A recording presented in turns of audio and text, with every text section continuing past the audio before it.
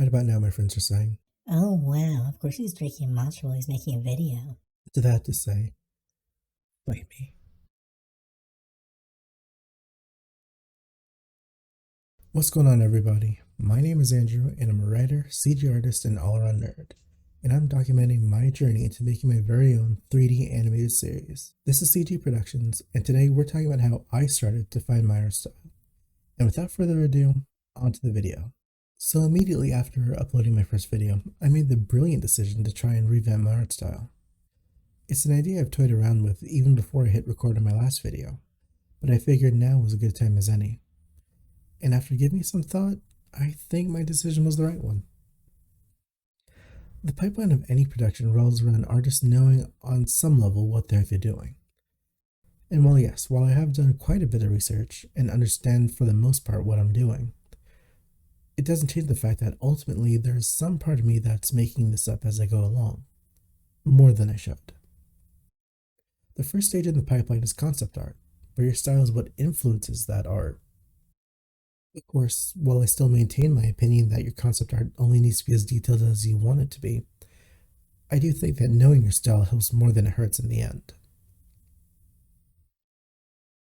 In making this series, I've had a couple of false attempts, and each time I've asked myself, what am I doing? How am I going to make this work? What is the look that I want to go for? And all of that stems from, first of all, poor and non existent planning on my part, and second, just not knowing, either from lack of knowledge or experience. Looking back on some of my concept drawings, I know that I had at least something in mind. I was creating characters, but I couldn't settle on how I wanted them to look, and part of that was not knowing or understanding the style I was going for. Sometimes my main characters would be super stylized, but then I'd draw a female character more realistic. In other words, nothing was consistent. Even between then and now, my art style hasn't really changed, but has become more refined, more streamlined. And that's thanks to me finding some place to start, which is really what this video is about.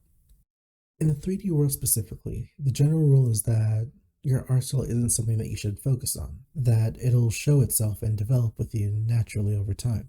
And while for the most part I agree with most of that, obviously I don't agree with the first part, which is probably part of the reason why you can follow that advice. In my opinion, that only works if you have a place to start, a solid foundation to build off of. It's like that saying about if you do the same thing, you're only going to get the same result. That might work in science, but not so much in art. If anything, you might get better at that style, but that doesn't mean that's the style you want. I don't know about you guys, but for the longest time, I actually hated my art style. It was hella inconsistent and just never looked the way I wanted it to.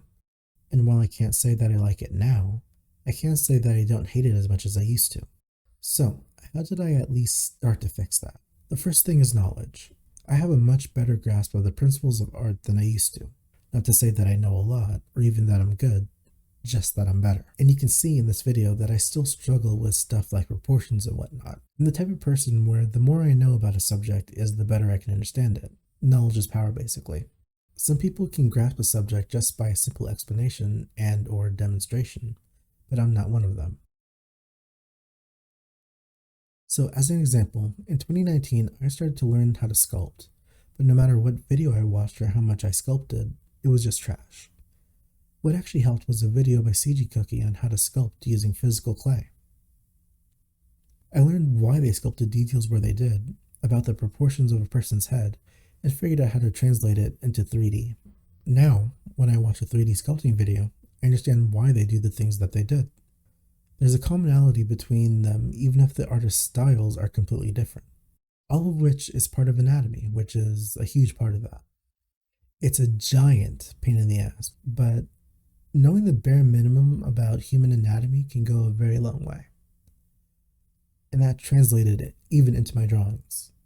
Even when I mess up, because I know at least a little bit, if only like I said, the bare minimum of anatomy, when I take a step back, I know that something is wrong. All this to say that if you want to improve, you should first know what you're lacking. You can't improve if you don't know what's wrong, and the only way to know that is by learning. Whether it's watching YouTube videos, taking a class, or reading a book. It may seem small and insignificant, but a little knowledge can go a long way. And in a way, this leads to the next thing that I did.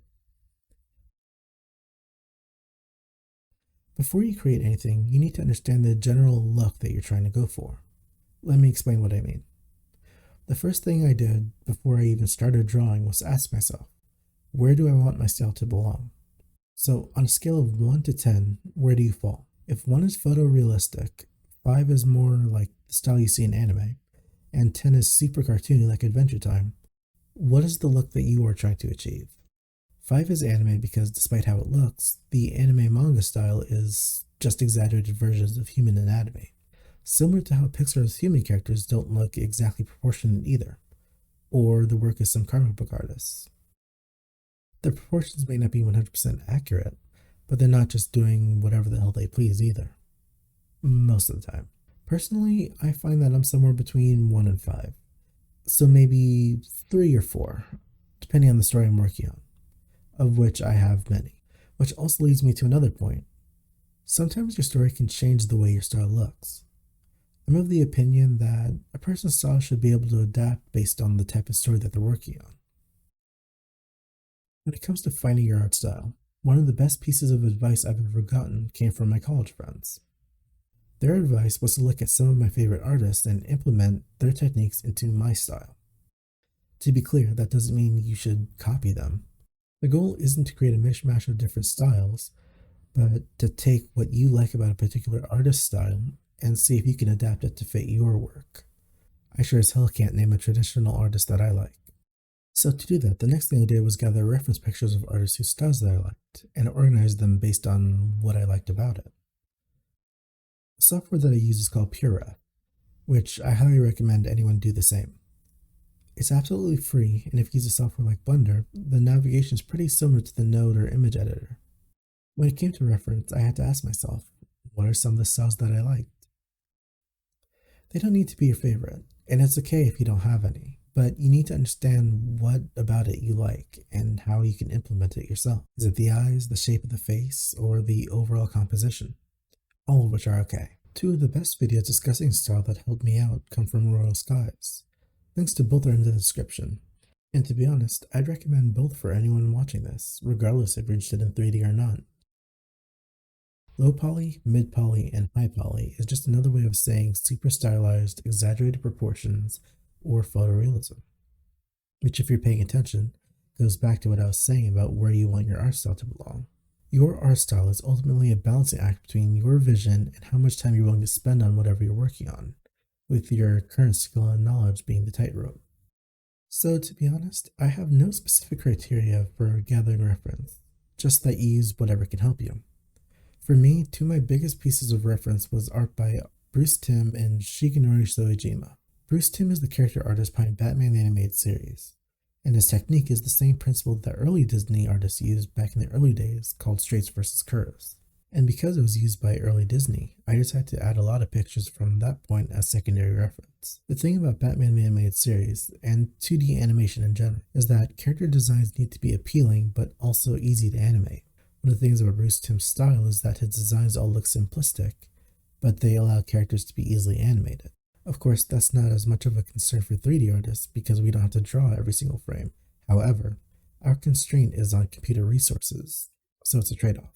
The most important thing that I want to keep in mind is the overall shape of the characters, as well as what could or should be stylized versus what doesn't need to be, because in the end, reference serves more as guidelines than actual rules. Shigenori Soejima is the artist behind the Persona series, specifically Personas 3 through 5, as well as Catherine. In preparation for this video, I watched a lot of videos on his art style, and while there are a lot of things I like about it, I also need to be specific. So one of the things that I incorporated was the longer face shapes and how he stylized the eyes. Though as much as I like the look, I'm not entirely sure that's something I'll be able to translate into 3D, not with what I have in mind anyway. One of the things he does really well are the character illustrations, and the tone he creates with each piece. I think that's one thing that sets his work apart from other works.